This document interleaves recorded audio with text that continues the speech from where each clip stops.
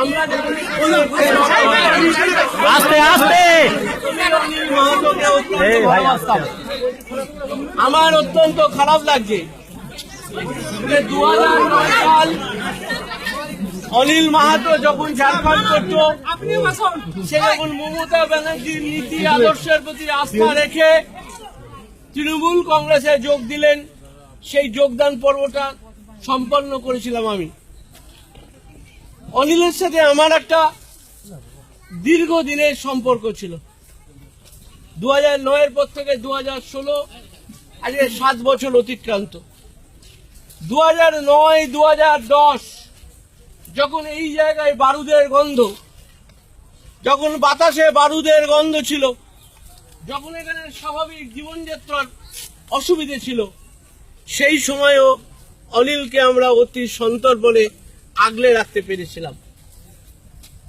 অনিলের স্ত্রী সুলেখা মাহাতো, সেও একজন রাজনৈতিক কর্মী, সেও একটা অঞ্চলের প্রধান ছিল, 5 বছর প্রধান চালিয়েছে। অনিল আজকে দুষ্কৃতীদের হাতে নিহত হয়েছে। আমি মমতা ব্যানার্জির নির্দেশে এখানে এসেছি। মমতা ব্যানার্জির নির্দেশে একটু আগে এখানে অভিষেক ব্যানার্জি ঘুরে গেছেন। এছাড়া অরূপ খাঁ, অরূপ চক্রবর্তী সহ, গুরুপদ মেটে, অলকা শিবাজি সহ, দুর্গেশ মল্লদেব ঝাড়খণ্ড থেকে এসে সবাই এখানে এসে জমায়েত হয়েছে। আমি একটা কথা অত্যন্ত পরিষ্কার ভাষায় বলে যেতে চাই, আমার সাথে মমতা ব্যানার্জির কথা হয়েছে আসার আগেও, আমার সাথে ডাইরেক্টর জেনারেল অফ পুলিশের কথা হয়েছে, আমার সাথে অতিরিক্ত director general of police CID তাদের কথা হয়েছে। আমি আপনাদের আশ্বস্ত করে যেতে চাই যে অত্যন্ত অল্প সময়ের মধ্যেই অনিল মাহাতোর খুনি ধরা পড়বে এবং মমতা ব্যানার্জির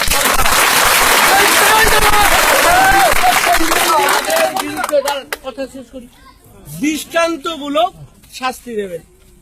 এবারে আরেকটা প্রশ্ন আছে।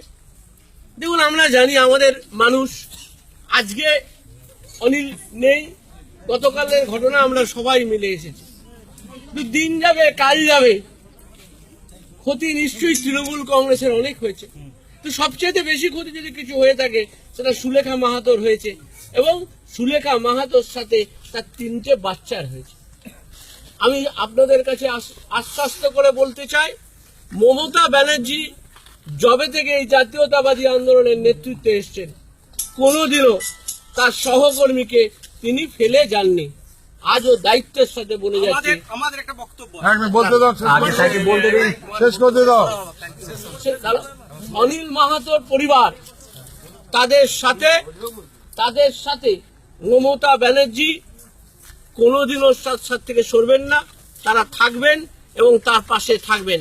সুলেখার সাথেও আমার বিস্তারিত কথা হয়ে গেছে ইতিমধ্যেই। অতএব স্বাভাবিকভাবেই সুলেখাও রাজনীতি থেকেও সরবে না, কোনো কিছু থেকেই সরবে না। আগামী দিন অনিলের আততায়ী গ্রেপ্তার হবে এবং সুলেখার সাথেও তৃণমূল কংগ্রেসের পরিবার থাকবে।